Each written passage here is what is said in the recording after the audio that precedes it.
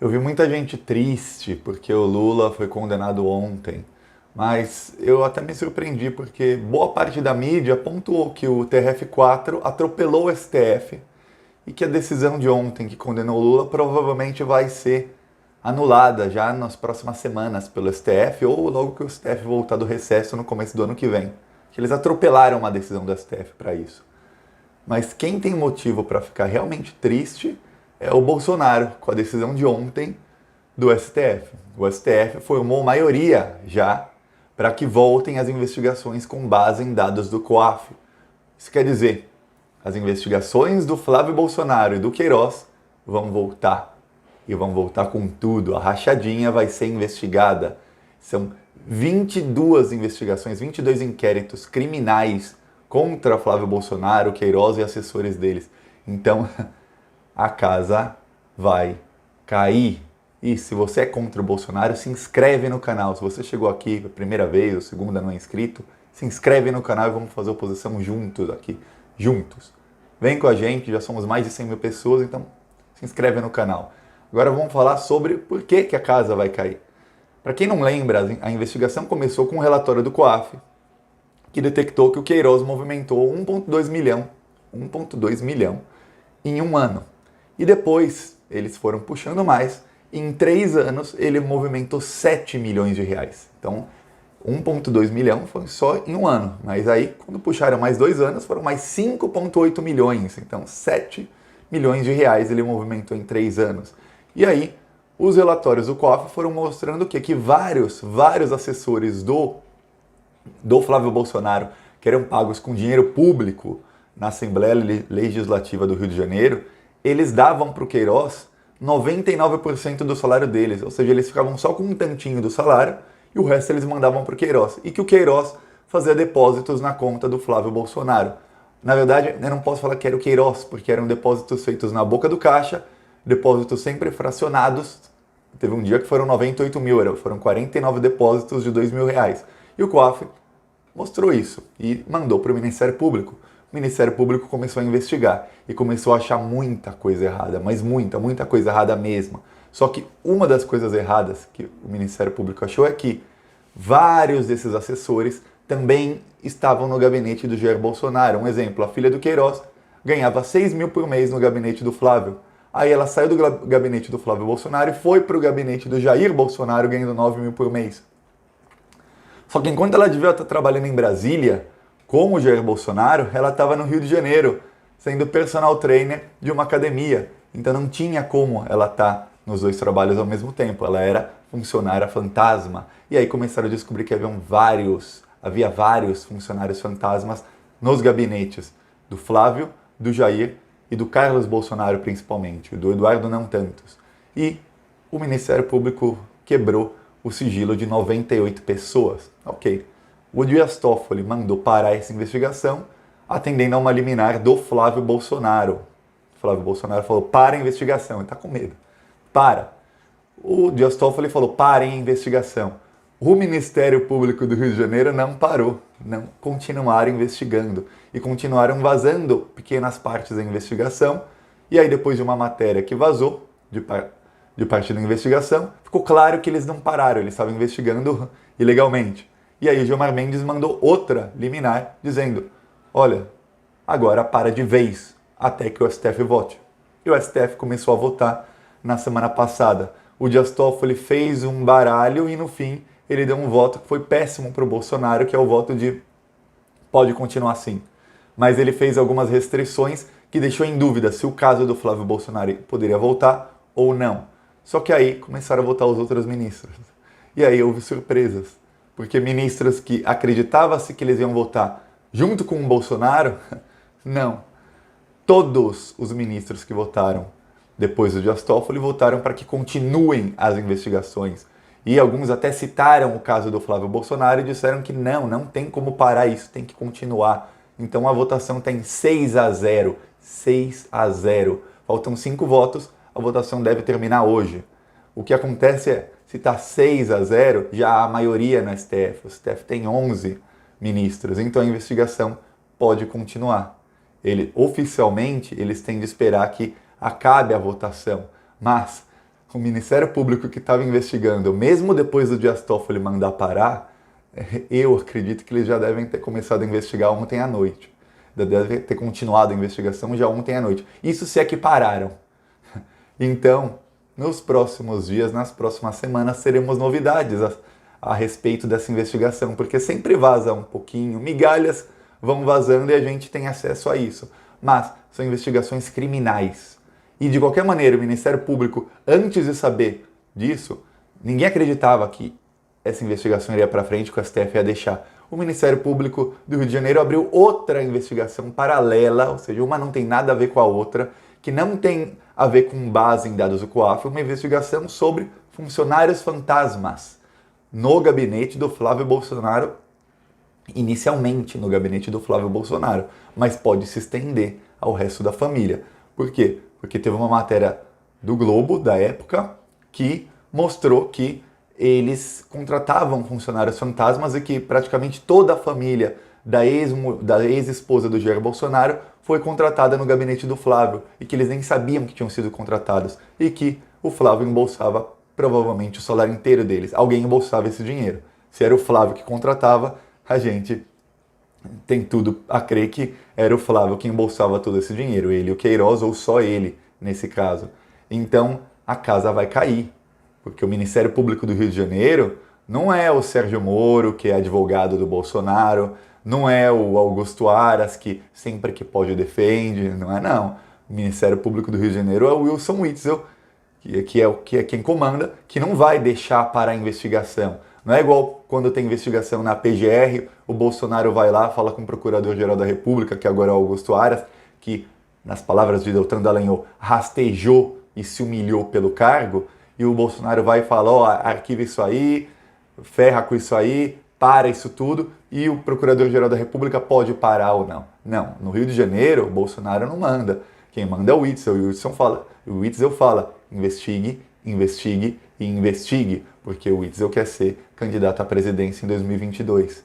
E para isso ele precisa do voto da direita radical, porque o Witzel ele é genocida, como o Bolsonaro, ele é fascista igual o Bolsonaro.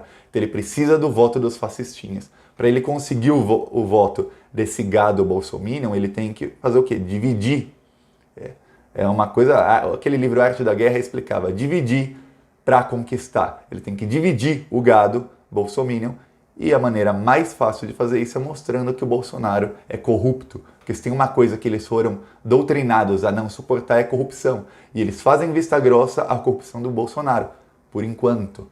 Mas vai aparecendo mais e mais e mais e mais, e eles vão começar a se dispersar. E aí o Witzel tem a chance dele de puxar esse gado para ele. E em outro lado, também tem o Dória, que também quer parte desse público fascista e do público antipetista para ele. Então, na direita está uma briga danada.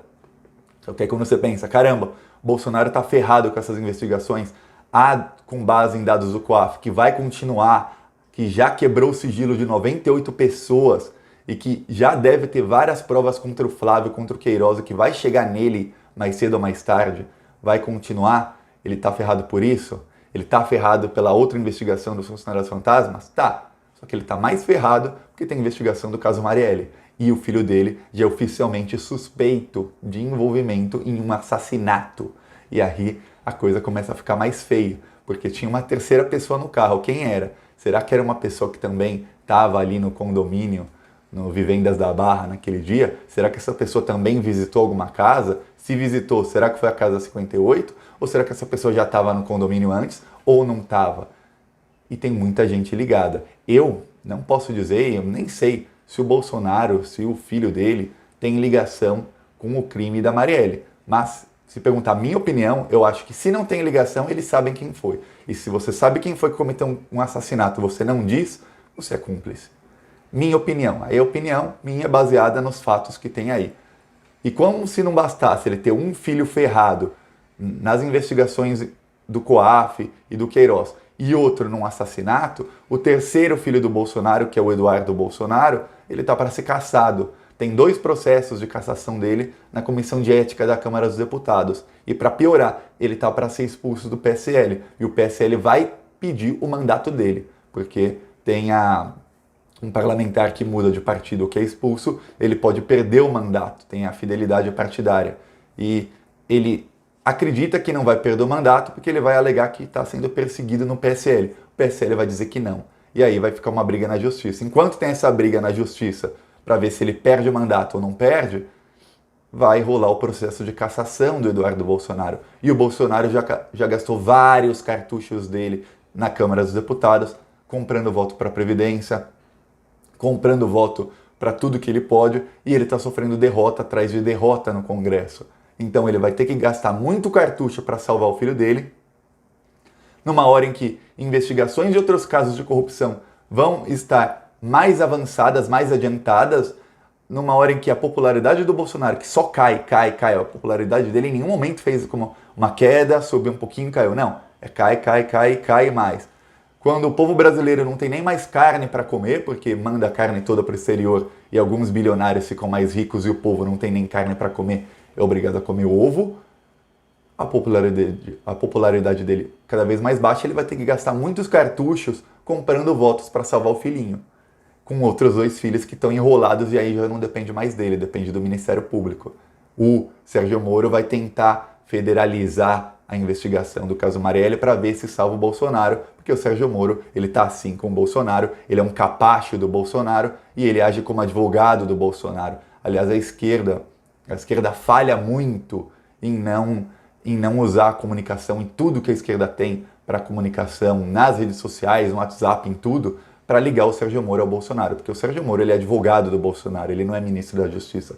Nunca um ministro da Justiça foi tão aparelhado com o governo como é o Sérgio Moro com o Jair Bolsonaro. Isso nunca existiu, nem nos governos do PT, nem nos do Fernando Henrique. Nunca o ministro da Justiça foi um capacho tão grande do presidente como o Sérgio Moro é do Bolsonaro. E aí, a esquerda deveria ligar isso, porque o Sérgio Moro ainda tem popularidade. Mas a do Bolsonaro vai caindo, ele já gastou vários cartuchos. O pior, ele não pagou vários votos que ele comprou para a reforma da Previdência, então a popularidade dele entre os deputados, entre os senadores, principalmente na Câmara, que é quem vai julgar o Eduardo Bolsonaro, está em baixa, porque ele comprou os votos, ele prometeu cargos, prometeu emendas parlamentares e ele não pagou. Então, a casa está caindo, pouco a pouco. Eles condenam o Lula para dar manchete, os amiguinhos do Sérgio Moro, o Gebran, para quem não sabe, tem foto dele, procura Gebran e Joyce. Na época que a Joyce Hasselmann era líder do governo Bolsonaro na Câmara, antes deles romperem, quando eles eram ainda amiguinhos, estava assim de amor um com o outro, tem uma foto do Gebran indo a um evento com a Joyce, praticamente de mãos dadas, em casal. O Gebran, o mesmo que condenou o Lula ontem, que é amigo do Sérgio Moro, que escreveu notinha no livro do Sérgio Moro, dizendo que os dois são amigos e que a Lava Jato só melhorou a amizade deles. E aí o Gebran, ele vai lá e condena o Lula, e ele atropela o STF para condenar o Lula. E pensando, vai dar manchete, até deu na Globo, mas só na Globo. Todos os outros veículos de mídia pontuaram. O TRF4 atropelou o STF, usou uma brecha que o STF mandou paralisarem os processos por conta das alegações finais, quando o delatado não teve prazo extra para fazer as alegações finais mais do que o delator, e o STF tomou a decisão, mas não saiu o acórdão. O acórdão é o quê? É quando a decisão está ali, oficialmente. Como não saiu, isso geralmente demora 2 meses ou pode demorar até mais, o TRF4 usou essa brecha nesse meio tempo, adiantou o julgamento do Lula só para poder condená-lo, para dar manchete, só que a mídia pontuou isso. Então não deu as manchetes do jeito que eles queriam. Nem isso está funcionando mais. Porque aqueles jornalistas que eram antipetistas, da mídia golpistas, que ainda são antipetistas, ainda são golpistas, sempre vai ser, alguém deveria tatuar na testa deles, golpista, uma vez golpista, sempre golpista. Eles já estão mais anestesiados contra esse tipo de manipulação da justiça. E aí eles pontuam, condenaram o Lula, mas eles atropelaram o STF, provavelmente o STF vai anular isso no futuro. Então boa parte do público, que o que importa não é o bolsominion e não somos nós da esquerda, o que importa é o público despolitizado, aquela pessoa que só lê a manchete, dificilmente clica numa notícia, isso é o que importa. Aquela pessoa que não vai procurar informação sobre política, que não quer saber de política, e isso é a maioria dos brasileiros. Quando essa pessoa chega e vai ver a manchete, vê, então o TRF4 condenou o Lula, mas atropelou o STF. Aí a pessoa, se quiser clicar, vai clicar e ver, então o Lula vai ser, essa condenação vai ser anulada no futuro. Que coisa. Essa é a guerra da comunicação, é entre essas pessoas. E o TRF4 não conseguiu chegar nessas pessoas mais, porque a mídia já está meio anestesiada. É isso. O Lula foi condenado, mas ele não vai preso e a condenação dele vai ser desfeita daqui a algum tempo. Já o Bolsonaro, a casa dele tá caindo, tá caindo. É isso, gostou do vídeo? Curte, compartilha, se inscreve no canal, deixa a sua opinião nos comentários, também é importante, eu leio os comentários. E vamos pra frente seguir fazendo oposição. Falou!